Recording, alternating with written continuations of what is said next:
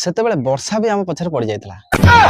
ନା ନା ନା ନା ମୁଁ ଜଳିଆ ଜଳ ବର୍ଷା କଥା କହୁନି, ମେଘ କଥା କହୁଛି। ସକାଳୁ ଛେଚୁଥବା ଯେ ଛେଚୁଥବ,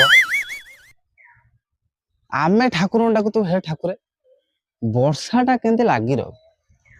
ଠିକ ସ୍କୁଲ ଯିବାର ଅଧଘଣ୍ଟା ପୂର୍ବରୁ ବର୍ଷା ଛାଡି ଖରା ଦେଖେଇବ। ଆଉ କଦବା କଦି ଯଦି ଆମେ ସ୍କୁଲକୁ ପଳେଇଥବୁ, ଠିକ ଖାଇବା ଛୁଟିରେ ବେଗ ଧରି ସ୍କୁଲ ଦିବାଲ ଡେଇ ଆସିବେ। ଇଏ ଥିଲା ଆମ ପାଠ ପ୍ରତି ଆମର ଭଲ ପାଇବା। ଆଉ ବେଳେ ବେଳେ ଆମେ ଯଦି ସ୍କୁଲ ପାଠ କରିନଥିବୁ, ବାଟରେ ଗଲା ବେଳେ ସେଦିନ ଆମେ ଖଜୁରୀ ଗଛ ଯାକ ଆମେ ଗଣ୍ଠି ପକେଇ ଯାଉଥିଲୁ, କେମିତି ସ୍କୁଲରେ ମାଡ ନ ଖାଉ ବୋଲି। ଆଉ ସେତେବେଳେ ଯୋଉ ମାଡ ଥିଲା, ମାଡ ଭଳିଆ ମାଡ ମାନେ ପକ୍ଷିଆ ଖସେଇ ଦଉଥିଲେ। ସେ ମାଡ କଥା ଭାବି ଆମକୁ ଜ୍ୱର ହେଇଯାଉଥିଲା। ମା ରାତିରେ ମୁଣ୍ଡରେ ଓଦା କପଡା ଦେଇ ଶୋଇ ଦଉଥିଲା।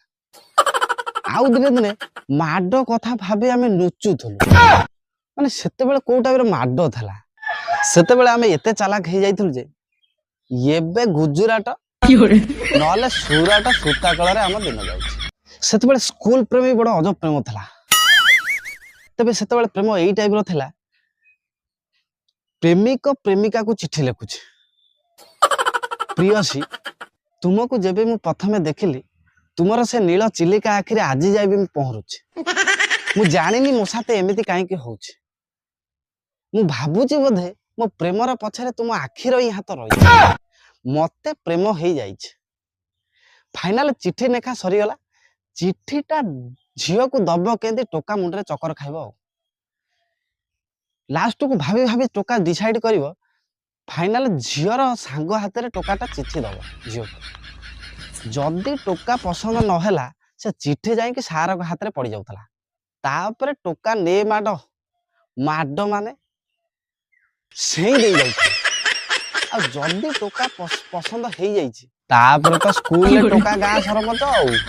ଆଉ ବେଳେ ବେଳେ ସ୍କୁଲରେ ଗୋଟା ଟୋକା ଥିବେ, ଡାଇରେକ୍ଟ ଯାଇକି ଝିଅକୁ କହିବେ, ଦେଖ ତୁମ ବିନା ମୋ ବାଟ ଦିଶୁନି, ଘାଟ ଦିଶୁନି, ନଈ ଦିଶୁନି କି ନାଳ ଦିଶୁନି, ବହି ଦିଶୁନି କି ଖାତା ଦିଶୁନି, ଏକ୍ଜାମରେ 5ରୁ ଆଉ ଅଧିକ ଉପରକୁ ଆଉ ଯାଉନି। ଆଇ ଲଭ୍ ୟୁ, ମୁଁ ତୁମ ବିନା ରହିପାରୁନି। ଏତିକି କଥା ଶୁଣିଲା ପରେ ଝିଅ ସେତେବେଳେ 3 ଦିନ କାନ୍ଦୁଥିଲା। ଆଉ ବେଳେ ବେଳେ ଗୋଟା ୱାନ୍ ସାଇଡ ପ୍ରେମ ଏତେ ନିବିଡ଼ ଥିଲା ଯେ ସେତେବେଳେ ସ୍କୁଲ ଯାଇ କଲେଜ ଲାଇଫ ସରି ଯାଇଥିବ, ଟୋକା ଜଣକୁ ପ୍ରେମ କରୁଥିଲା। ସେତେବେଳେ ଏଇ ଟାଇପର ପ୍ରେମ ଥିଲା। ସତରେ ଆମେ ଆଜି ଜାଣିପାରୁଛୁ ସେତେବେଳେ ସ୍କୁଲ ଲାଇଫଟା କେତେ ଖୁସିରେ ବିତୁଥିଲା। ସେତେବେଳେ ପ୍ରେମ ବିଷୟରେ କିଛି ନ ଜାଣୁଥିଲେ ମଧ୍ୟ ପ୍ରେମ ଅତି ସ୍ୱଚ୍ଛ ଆଉ ନିବିଡ଼ ହୋଇଯାଉଥିଲା, ଯାହାର